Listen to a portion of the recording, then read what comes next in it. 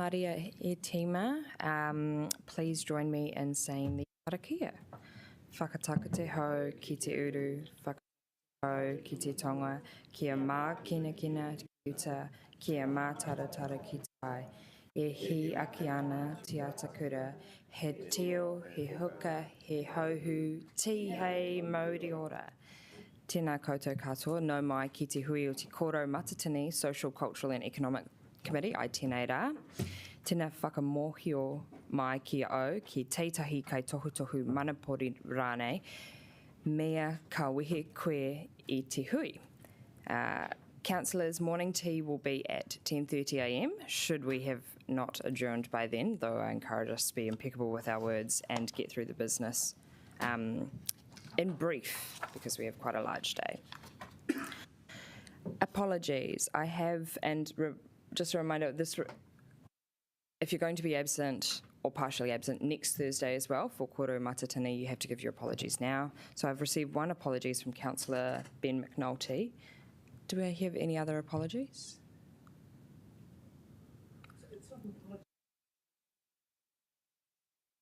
Because the meeting will adjourn until next Thursday to handle the other business. Right. Okay. If it's just that one, I whakamoiho, no, whakataka koutou ana o I te motini. I move the motion that we accept the apologies. Do I have a seconder? Councillor Rogers, thank you.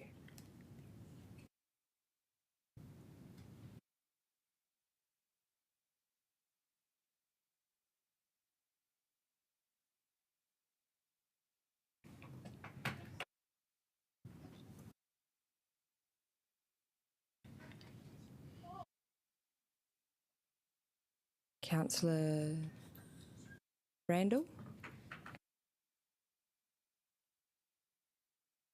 Councillor Pannett, are you voting online?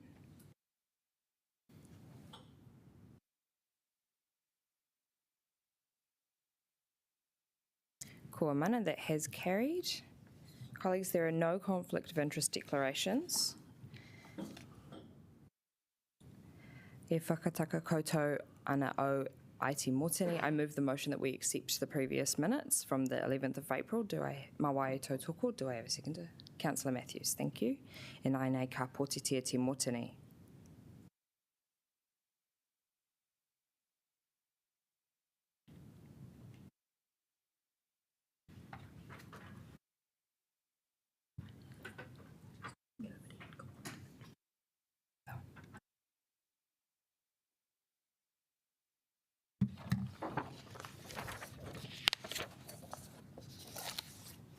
Kua mana, that has carried. And colleagues, this hasn't happened before in my chairing, but we have one major item not on the agenda, and that is the submission to local government on electoral legislation in Māori wards and Māori constituencies amendment bill. The decision on this submission to government cannot be delayed, as it must be handed in today. Today is the deadline. And after we finish the Climate Change Commission submission, I'll give us all 5 minutes to read over the final submission on Māori wards. You've got a hard copy in front of you. It's on the website. It's not on Diligent, but hopefully you should be aware of this paper coming. So I need to move a motion to that effect. E whakataka koutou ana o Aiti Moti, mawai e tautoko. Councillor Abdurrahman will second. Thank you.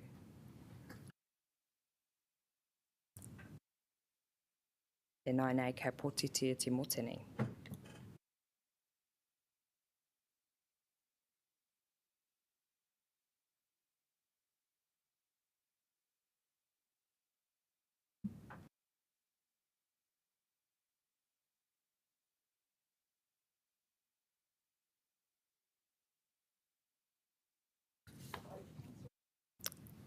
If you could vote, Councillor Randall, Councillor Young, Councillor Chung.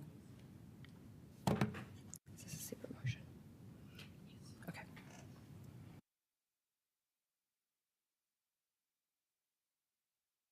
Kua mana, that has carried. Excellent. So in accordance with Standing Order 19.1, there will be a reordering of the agenda to be considered in the order that is now up in front of you on screen.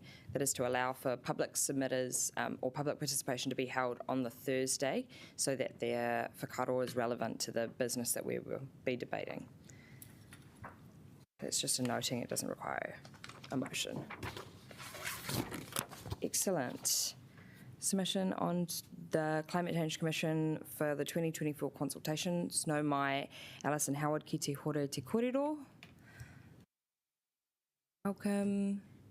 Thank you all. And you can take the submission as read, but if there's any points you'd like to highlight. Thank you, Madam Chair. I've also brought with me Mike Salmons, who is our Climate Action Strategy Lead and who did the bulk of the work on this submission. I will take the paper as read, but I'm also going to assume that many of you will not have had a chance to read it. The Climate Change Commission is an independent entity that provides advice to the government on climate targets, carbon budgets, and how we meet our international climate change obligations. They are consulting on 3 different topics at the moment before they provide that advice to government, on whether we should strengthen our 2050 target, whether we should, at what level we should set our emissions budgets as a country, and whether we should include international aviation and shipping in how we consider our emissions. We agree with the Commission overall, and our submission also suggests that we should have a stronger target for 2050, stronger emission reduction budgets, and that yes, international aviation and shipping, given their importance to New Zealand's economy, definitely should be something that we take into account at a national level. So if you have any questions.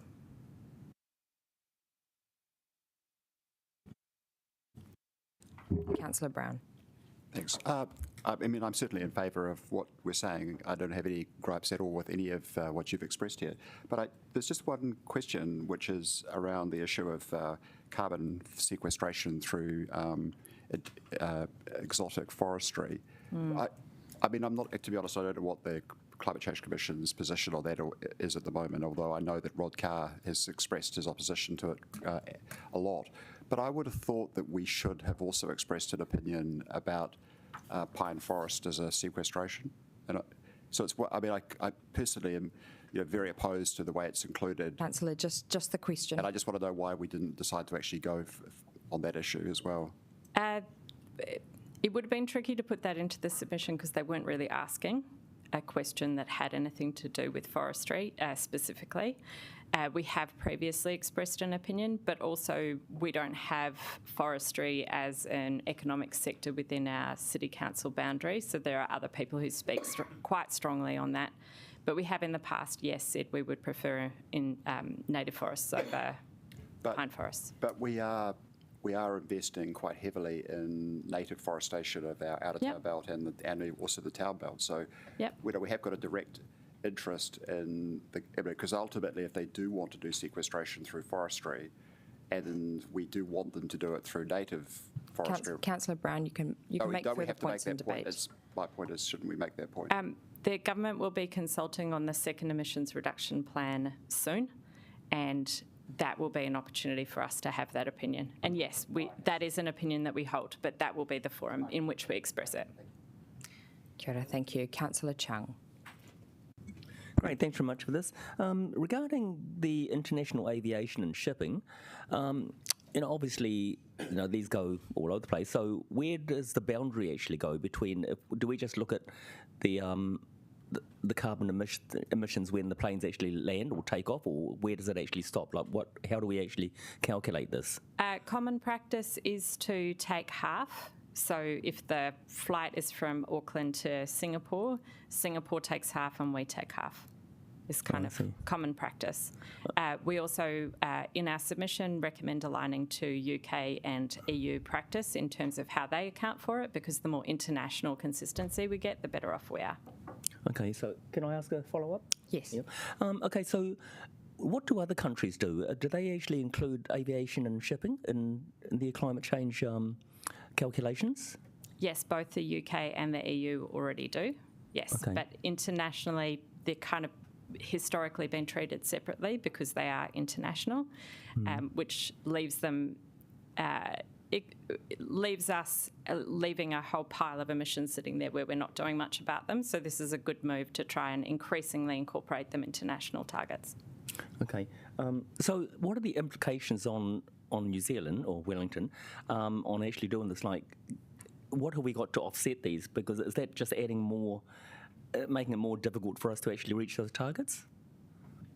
In theory, yes, but I think it's not a question of offsetting. We won't be paying carbon credits for these, but at an international level, if we don't grapple with aviation and shipping, then we can't maintain a heating limit of 1.5 degrees if we don't address these emissions. And New Zealand's economy is highly dependent on both international aviation and shipping. So it's an important area for us to address.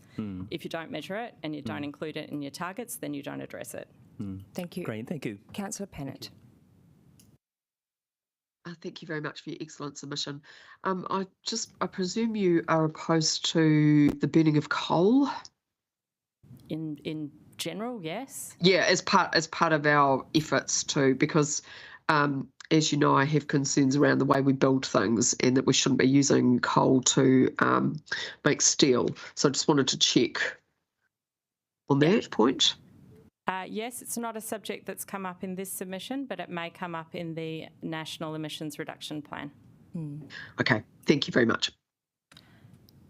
Thank you, councillors. I see no further partai coming up. No, Mike and Alison, thank you for all your hard work on the submission. Mā wai te mōtini e whakataka koutou. I understand Councillor Pennant is going to be moving the submission, and I will be the seconder. Over to you, Councillor Pennant.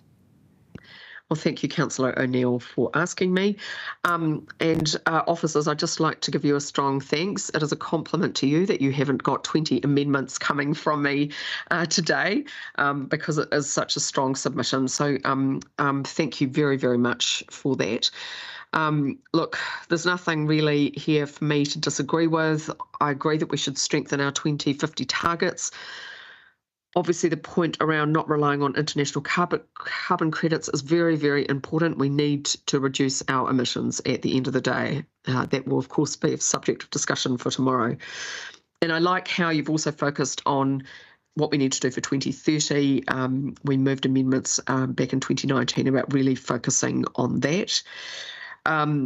As a wealthy country, I really like the fact that you've talked about aligning our national targets with the international burden sharing perspectives. We are very wealthy and we pollute disproportionately. And also setting targets for international aviation and shipping, that's great. And look, we had a very good submission from Climate Liberation Aotearoa a few weeks ago. We do need to think about shipping as well. And aviation, unfortunately, which is a great source of happiness and pleasure for many people in the world, is a massive cause of pollution. The 2.5 degrees of temperature increase is absolutely terrifying. But what is good is that we've done a lot as a council, and some of the solutions that are listed here are very, very achievable and practicable. So thank you again, and look forward to supporting the submission. Kia ora. No, Mai, thank you. I will reserve my right to speak. Colleagues, any further debate? Fantastic. Thank you. Councillor Pennant, any right of reply? Excellent. And I now kia potitia te mōtini. I now put the motion which has been moved and seconded.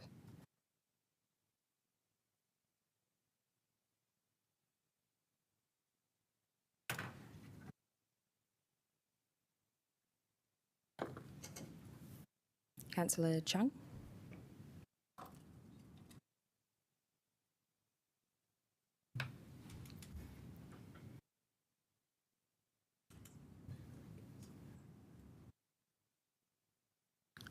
Did you want to verbally state, and we can... Okay. Did you want to verbally state just so Dem Services can add it in the record? Yeah, which way are you voting? For. All right. Thank you, Councillor Chung. Ko mana. Cheers, colleagues.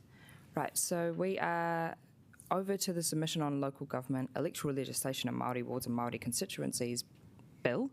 Shall we take a 5-minute adjournment just so you can familiarise yourself with the final submission? You've got hard copies in front of you, and there's electronic copies on the website.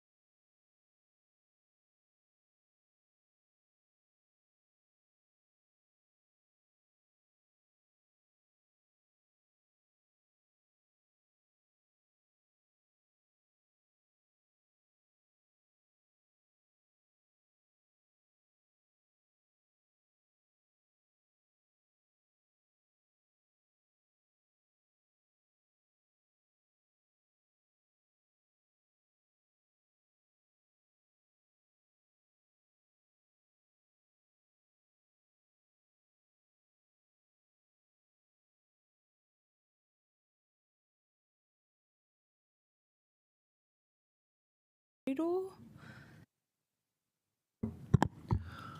Morena, councillors. I'm just going to give a brief introduction, and between Jennifer and I, we're available to answer any questions.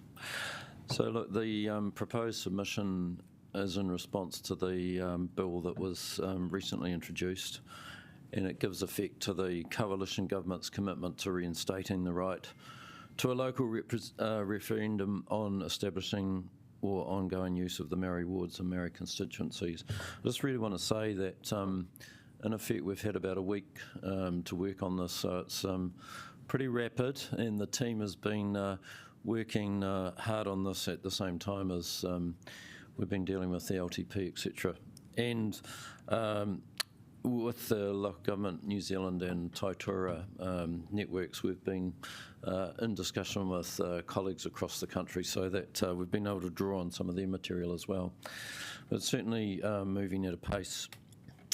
So the legislation or draft bill, the bill includes requiring a poll at the next local body elections on any Māori wards or Māori constituencies established without a poll. So that would apply in our situation, because our Māori ward was established back in 2021 ahead of the last election, obviously under those previous provisions that didn't require a poll.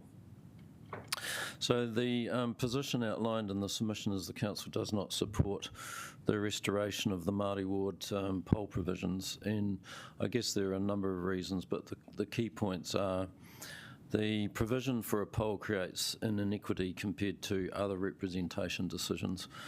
Possibility of a poll was an undesirable barrier to the local decision making, and the poll provisions allow a vocal minority to have an outsized say on representation. And it possibly sounds a minor point, but when it's added up across the country, the cost of conducting the polls would be relatively significant, at about 160,000 we would estimate for this council.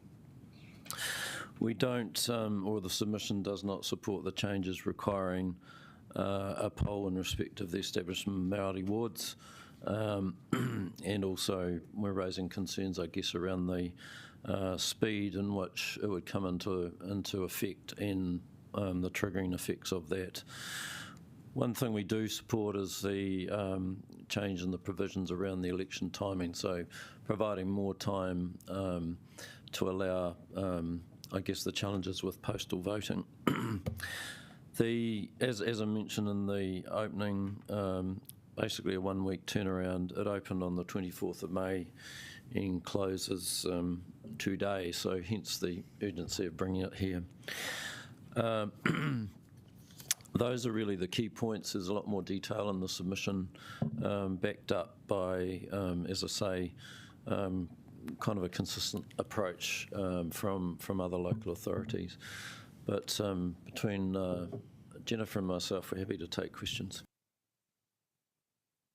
Kia ora, thank you. I have Councillor Young. I thought it was Councillor Dung and I didn't know who she was. So I have two questions. First of all, if the government has announced they're doing it, why are we making a submission? I mean, if they announce something in the budget, we don't make a submission on it. Our judgment is that this council would want to make a submission on it, given that this was, I think, fairly early on in the last process, this council made a commitment to establish a ward. So a bill like this that would, in effect, take that away or implement a new process for it, we thought that this would be a matter this council wanted to comment on.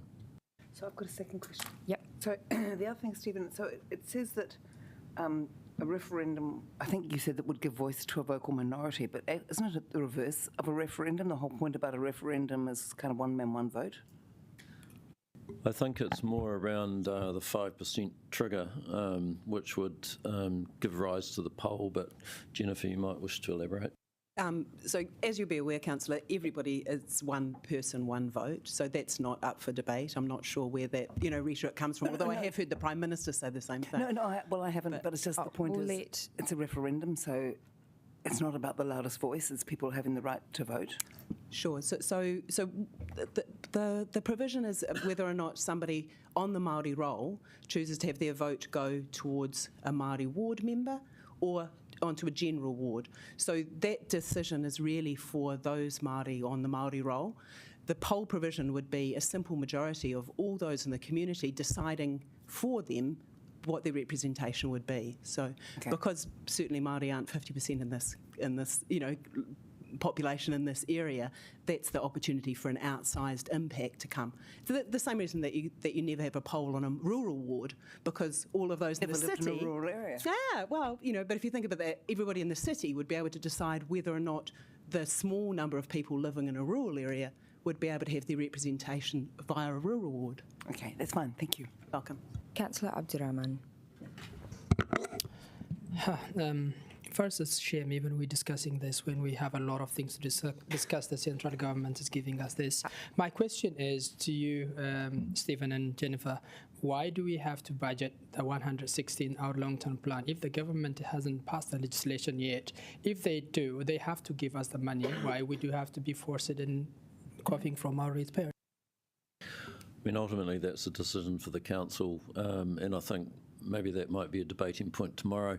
And given that it is in year 2 of the long-term plan, the council could decide to revisit that through the annual plan process. But assuming it is passed into law, that's our estimate of the cost.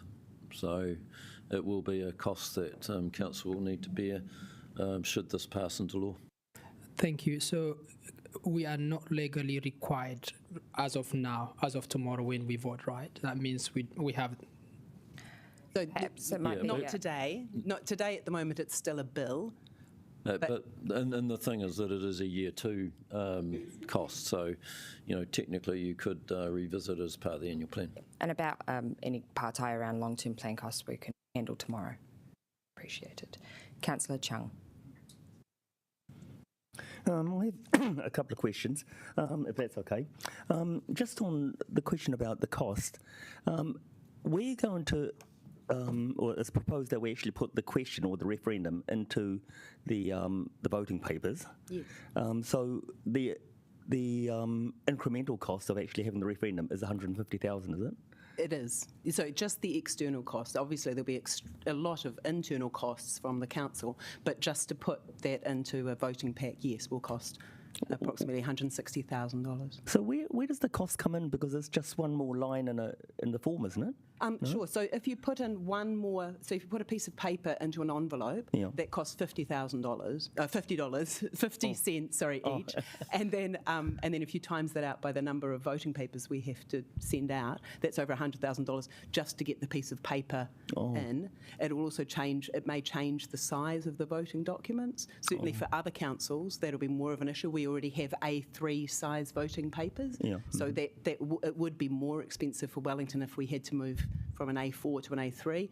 Many councils across the country will have to move from an A4 to an A3 piece of paper, and it's literally the cost of paper and the cost of inserting them in envelopes. So why can we not just put another line in the main form and then just say tick this box? Perhaps, yes, that's exactly what... I might just suggest in terms of like the detail of the referendum, if we could take those questions offline, given that it's not directly relevant to the submission we're making to Parliament. Yep, sure.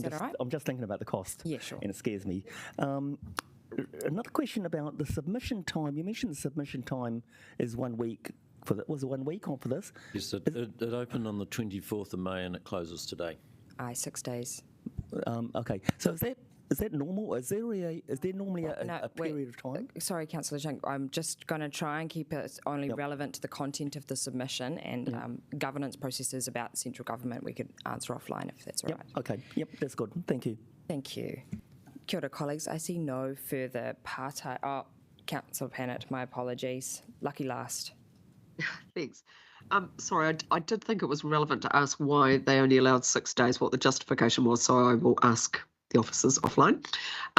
my other question was, thank you for pulling it together so quickly, really, really grateful for that, was just about, do you see there are te tiriti justice implications that the submission doesn't really address that? Kia ora. So you'll be aware that the Waitangi Tribunal has put in a report, as they were able to do before the bill was put through, which does address the concerns that they have. And you'll see in the paper there's some area of that's touched on under the Māori impact statement, which does represent some of those concerns. Sorry, but not in the actual submission, the way I read it. So in the submission, we point out that the Waitangi Tribunal's concern around the time frame of the bill, but really just referring to the Waitangi Tribunal report, which is called which is the urgent inquiry report that they submit on the 24th. Okay. So they adequately cover those areas. Okay, thank you. Kia ora, thank you, Stephen and Jennifer. Oh, Councillor Chung, is it all right if how urgent is your question? Could it be offline or do you need to ask it now? Oh. Cheers, thank you. Thank you, Ray. Mā wai te motini I whakakoutou. Goodness me. I understand Mayor Whānau is going to move this paper. Kia ora koutou, very happy to move and support the submission on the Local Government Amendment Bill. I'm going to keep my comments pretty high level and thinking about the positives of what our Māori Ward and Tākai Here Agreement give to us today. We have a wonderful Māori Ward councillor and two wonderful pauiwi, which has not only enriched our council and our decision making, but definitely our city as well. We have credit to the previous council. We have a wonderful Tākai Here agreement, which has been working incredibly well as well. When you think about it as the kind of wider package of our partnership with mana whenua, we should retain this, and it should be our decision, not central government's. And I think this is what really sets our city apart, makes it unique, makes it wonderful, and allows us to flourish and ensure that we're good tiriti partners. So. Again, very happy to support this. Kia ora. Nā mai pauiwi hohaia.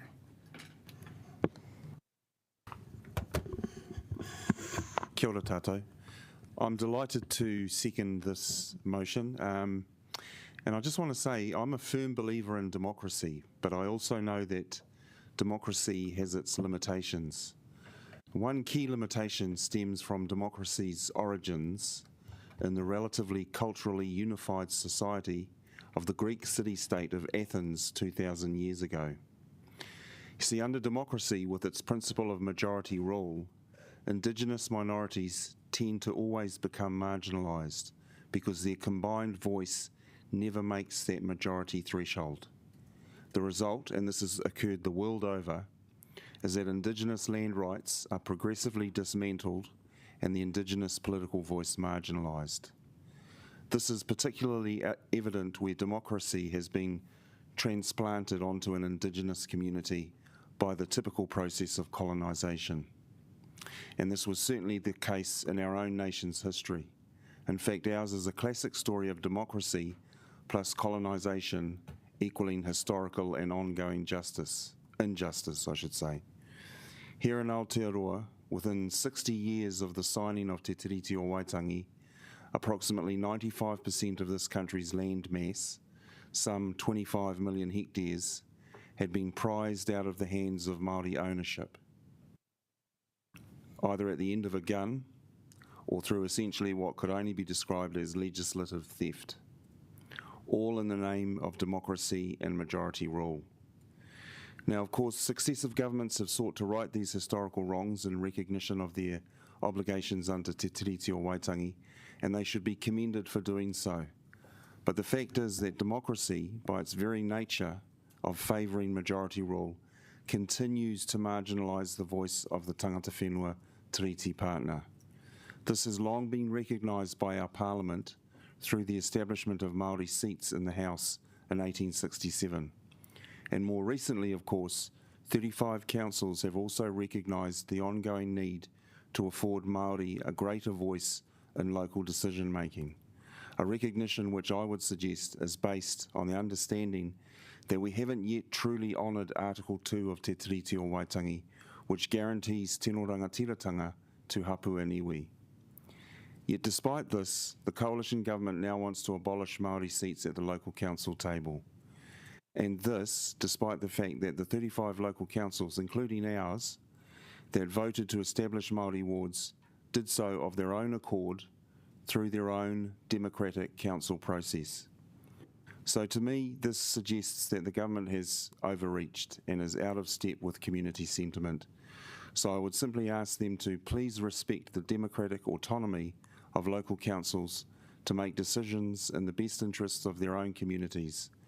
I would also respectfully suggest that they take the time to understand Te Tiriti o Waitangi, and in particular the guarantee of tino rangatiratanga that was made to hapua niwi under Article 2. And so I'm happy to move this paper, or second this paper. Kia ora tātou. He take hei tau patu patu. Colleagues, any further debate? Councillor Chung. Thank you very much for this, and I thank the Mayor and Holden for bringing this up. Just some comments on this. I too, like Holden, am an absolute believer in democracy. When he talks about limitations, I took on board what he said, and I started thinking about the experiences that I've actually had in these regarding these aspects, particularly regarding Indigenous people being marginalised. I've again, not to dwell too long on this, but I have significant experience in countries where they say they have a democracy, democratic process, but people are marginalised. But there are different sorts of people, and they're treated differently, you know. And these are sort of, I mean, you can almost say that they're first world countries, like Malaysia, for example. They have different rules for Malays and different rules for every other race, and so that actually creates a lot of marginalisation for the students, or sorry, for the children of other races, because they get prioritised, a lower priority in entering educational institutions, universities and things. And if you go back some years, you'll remember that New Zealand brought in the Colombo Plan, and that was to acknowledge that this was actually happening in these countries, that so many people around the world were they had the right of education taken away from them, and so they weren't able to get in universities. So New Zealand and other Commonwealth countries welcomed them over to New Zealand to be educated. And so I think that this is one of the effects of what happens when you treat people differently. And there's a lot more countries that I've been in that have systems like this, UAE, throughout the Middle East, Brunei, Africa, and this happens. And I just feel that, having worked in these countries, that the only way to actually have a truly democratic system and to get people to sort of work together, live together, and to be one, and to be proud of the country that they're living in, is to actually treat everyone the same. And so, again, notwithstanding, what Holden has actually said, I actually feel that we're trying to reinforce democracy. So we actually, a referendum, I believe, is the strongest and best way to actually assess what people actually think. Now, I don't agree with having a, whatever the question, what do we say, a minority. I think that a referendum reaches everyone, and so it gives everyone a say on how they actually, want their representation in the city. So, it was a vocal minority. I don't accept that as vocal minority, because you can actually apply that to just about everything. I mean, people can apply that to cyclists, or people who walk, or people who prefer buses, or you can say that it's only the same group of people that are speaking up, but it's not. I think that one of the things that we should be really proud of in Wellington is that we give voice to everyone. That's why we have submissions. That's why we open things up, open every decision we do to people and say, what do you think of this? And I think that is the sign of a truly democratic system. So I think that when I was reading through this documentation, I find that there are lots of things in here that I agree with, but also things that I'd like to query. But there are so many, I mean, this document is so long that there are things that almost seem to contradict each other. So I think that having a referendum is actually a fair way of actually assessing what people think. So, I'm not supporting this document. Thank you. Thank you, colleagues. Any further debate? Deputy Mayor Foon.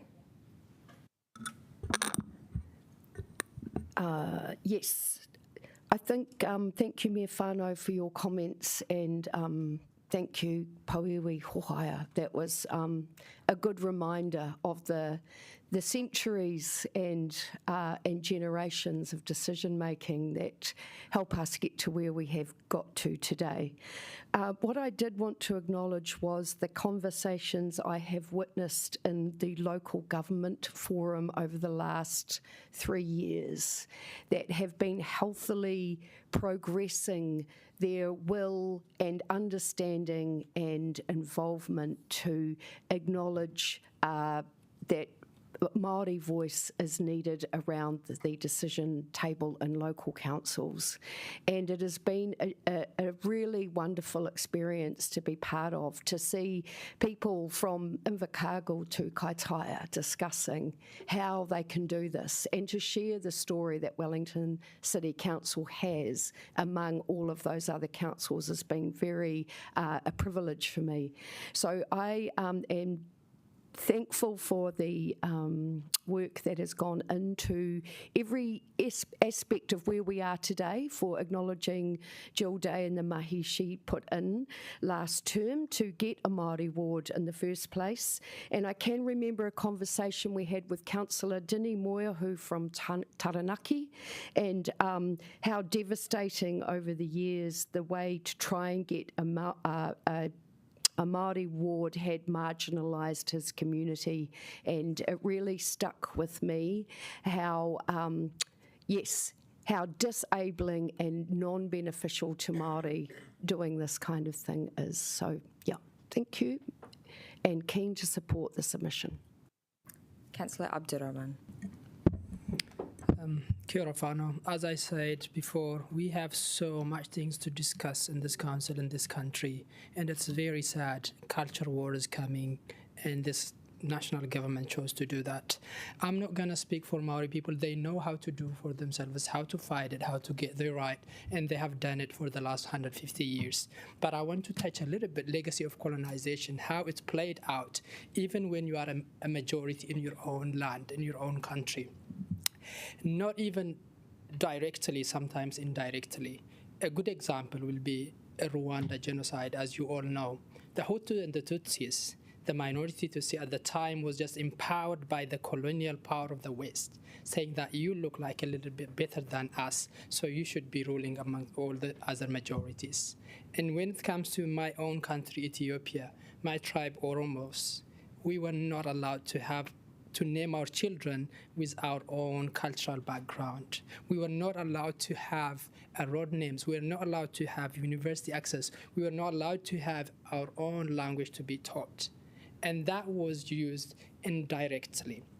Now, after hundreds of years in African countries, when they are trying to revive their culture and identities, some, even in the West, still having a discussion about people of the land having a seat on the table in decision making is really, really just unbelievable. And even at the same time talking about democracy. Of course, democracy comes with so much limitations. This is not one, shouldn't be one of them, to be honest. And having a voice of the mani whenua in this table, especially the Maori ward, the young person who we're sitting with, is an asset, is something we should be celebrating. We shouldn't be politicizing. And I encourage all of us, at least as a councillor, to go to the government saying that, no, this is an asset. We will not be listening to this. The government should be listening to the community. And we are the representative of this community as well, because we are elected. We represent the whole city. That means this city rejects this proposal, and we are going forward with it, and then we will see how to go from there. Thank you. I te kai kauni me whānau e pairangi ana koe ki te whakautu kia koe te tikanga.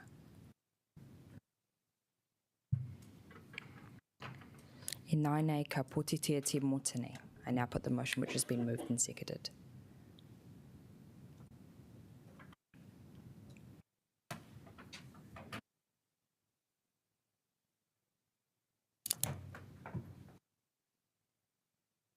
Ko mana, that has carried. And colleagues, I just wanted to acknowledge and thank you all for keeping the debate in a respectful place. Really appreciated.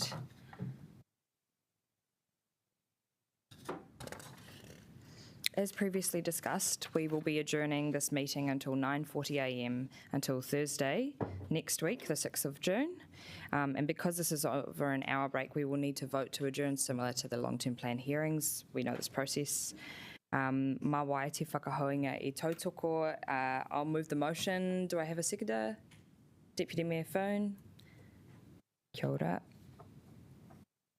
And I now ke pōtitia te motini. I now put the motion which has been moved and seconded. Councillor Pennant is voting yes via Teams.